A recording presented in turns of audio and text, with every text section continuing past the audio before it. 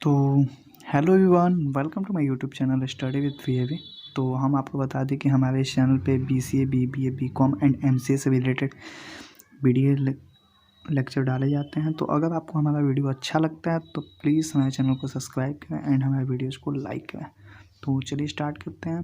Previous video में हमने demand को डिस्कस किया है, तो आप उसे जाके विजिट करके देख भी सकते हैं। आज हम डिस्कस करेंगे टाइप्स ऑफ डिमांड क्या क्या होते हैं। तो बेसिकली मैंने 8 टाइप के यहाँ पे टाइप्स ऑफ डिमांड पढ़ाया है। और भी डिमांड्स होते हैं जिससे जाके आप सर्च कर सकते हैं, बट मैं इतना ही कवर कर रहा हूँ जो कि इंपॉर्टेंट है एग्ज़ाम पॉइंट व्यू से। ये मैं डिस्क्रिप्शन वीडियो नहीं बना रहा पूरा डिस्क्राइब करके, मैं बस एग्ज़ाम पॉइंट व्यू से ही इंपॉर्टेंट वीडियोज़ को बना रहा हूँ। तो फर्स्ट है हमारा प्राइस डिमांड, सेकेंड है इनकम डिमांड, थर्ड है क्रॉस डिमांड, फोर्थ है जॉइंट डिमांड, फिफ्थ है कंपोजिट डिमांड, सिक्स है डायरेक्ट डिमांड एंड सेवन्थ है डिविडेंड डिमांड एंड एट्थ भी डिविडेंड डिमांड हो गया, जो कि यहाँ पे गलत है। ठीक है, तो एक ही डिमांड दो जगह रिपीट हो गया, तो इसके लिए सॉरी। तो चलिए हम इसको डिस्क्राइब कर देते हैं आपको कि कौन कौन सा डिमांड होता है। तो फर्स्ट है हमारा प्राइस डिमांड। बेसिकली डिमांड को पहले हम एक्सप्लेन कर देते हैं, जो ने प्रीवियस वीडियो नहीं देखा है फिर भी मैं यहाँ पे थोड़ा सा एक्सप्लेन कर देता हूँ। डिमांड बेसिकली ऐसा होता है कि जो एक इम्पोर्टेंट कॉन्सेप्ट है एक बिजनेस इकोनॉमिक्स का, जो कि ये डिस्क्राइब करता है कि what is the willingness power of a consumer, मतलब किसी भी प्रोडक्ट के प्रति कस्टमर का कितना पैसा स्पेंड करने की कैपेसिटी है, उसी को डिमांड रिप्रेजेंट करता है। यह एक रिलेशनशिप रिप्रेजेंट करता है प्राइस एंड क्वांटिटी में। ठीक है, और ज़्यादा जानने के लिए आप प्रीवियस वीडियो देख सकते हैं। फर्स्ट है price demand. Price demand show the relationship between price of the concern goods and it's demand.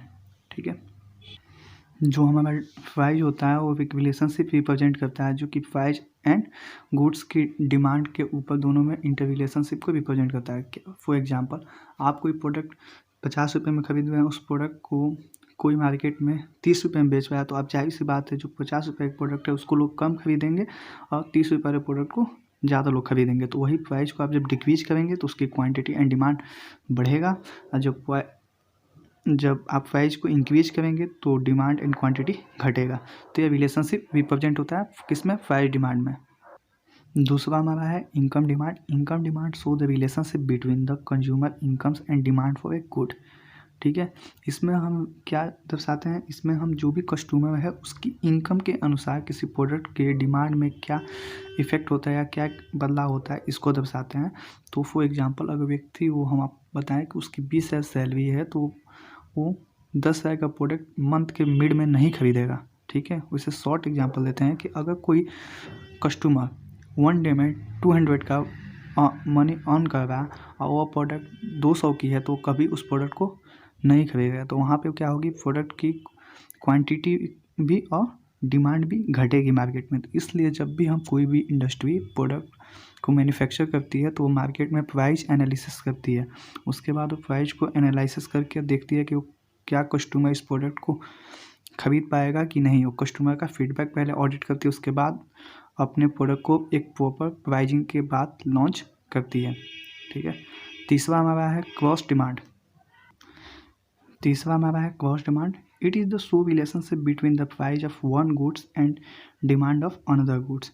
ठीक है, तो इसमें क्या होता है कि अगर ये ऐसा रिलेशनशिप रिप्रेजेंट करता है डिमांड। क्रॉस डिमांड क्या होता है कि अगर एक प्रोडक्ट की प्राइसिंग ज़्यादा है तो उसकी कंपेरेटली वो क्या करेगा, दूसरे प्रोडक्ट की उसकी डिमांड बढ़ जाएगी। तो अनदर प्रोडक्ट को जब इम्पैक्ट या इफेक्ट पहुँचाए, कोई भी किसी एक प्रोडक्ट के प्राइस को हम इंक्रीज करते हैं और दूसरे प्रोडक्ट की डिमांड में या उसकी क्वालिटी में क्वांटिटी में कोई भी इंप्रूवमेंट दिखता है, तो उसे हम कहते हैं क्रॉस डिमांड। फॉर एग्जांपल, आपने एक प्रोडक्ट को, आपके पास 2 प्रोडक्ट हैं, ठीक है, दोनों इंटर रिलेटेड है, मतलब एक दूसरे के बिना यूज मतलब चल सकते हैं। अगर उसके जगह पे दूसरा प्रोडक्ट है तो उसकी जगह पे वो काम कर सकता है। तो क्या होगा कि आप जब देखेंगे एक प्रोडक्ट का दाम बढ़ गया, तो जाहिर सी बात आप उसके जगह पे कोई दूसरा प्रोडक्ट को यूज करेंगे जो कि उससे सस्ता हो।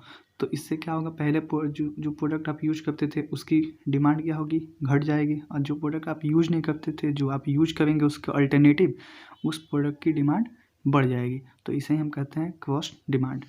अगला देखते हैं हम ज्वाइंट डिमांड क्या होता है।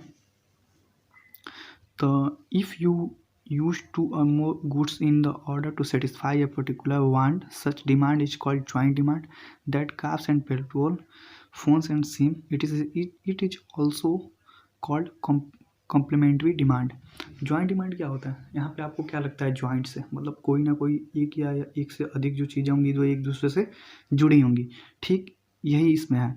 इफ़ वी जब हम एक से अधिक प्रोडक्ट का यूज करते हैं अपनी सेटिस्फेक्शन के लिए, अपनी इच्छाओं की पूर्ति करने के लिए, तो उस समय कुछ ऐसे चीज़ें हैं जो कि एक दूसरे के बिना अधूरी हैं. जैसे अगर आपने कार खरीदा तो उसके लिए पेट्रोल आपको जाहिर सी बात है चाहिए.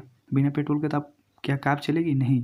तो उसमें कार ज़रूरी है. वैसे फ़ोन आपने लिया तो सिम भी आपको लेना ज़रूरी है. कोई एक आपने प्रोडक्ट खोला उसके साथ एक और प्रोडक्ट आपको कंपल्सरी है लेने के लिए, क्योंकि वो वही दोनों प्रोडक्ट मिल के आपके डिज़ायर को सेटिस्फाई कर रही हैं. तो इसे हम कहते हैं कंपल्सरी डिमांड या जॉइंट डिमांड. ठीक है, तो आगे देख लेते हैं. और 2-3 डिमांड बचे हैं उसको भी. Composite demand.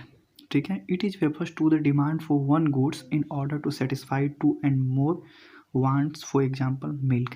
जैसे कि मैंने आपको प्रीवियस पढ़ाया जॉइंट डिमांड की, उसमें 2 प्रोडक्ट यूज हो गए थे.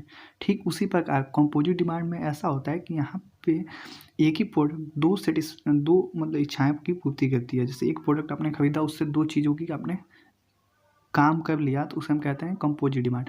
अगर कोई कस्टमर जाकर अगर कोई एक ऐसा प्रोडक्ट खरीद रहा है जिसकी उसकी 2 इच्छाएं की सेटिस्फाई हो रही हैं तो उसे हम कहते हैं composite demand. For example milk. आपने मिल्क लिया तो उससे आपने पनीर भी बना सकते हैं, दही भी बना सकते हैं. आप मिल्क से आप चाय भी बना सकते हैं. उसे मतलब कई तरह से उसका यूज है तो मतलब कर सकते हैं. उसे कहते हैं कंपोजिट डिमांड.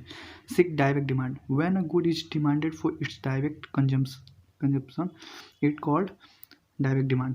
वैसे प्रोडक्ट जिनका डायरेक्टली मतलब कि आज बना कल फिर उसका यूज मतलब उसको तुरंत डायरेक्ट फॉर्म में यूज होगा उसमें डायरेक्ट डिमांड. जैसे कि पिज़्ज़ा हुआ, समोसा हुआ, कोल्ड ड्रिंक हुआ, वाटर हुआ, ये सब क्या हुआ डायरेक्ट डिमांड में आते हैं. इसके बीच कोई वैसा नहीं होता है कि इंक्रीज हो रहा है डिक्रीज हो रहा है, ऐसा कुछ नहीं.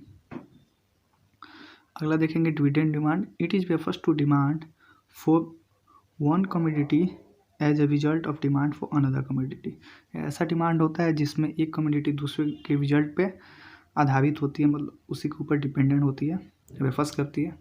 तो आई होप कि आपको इस वीडियो में डिमांड के टाइप्स के बारे में समझ में आया होगा. तो प्लीज़ हमारे वीडियो को लाइक करें एंड चैनल को सब्सक्राइब करें.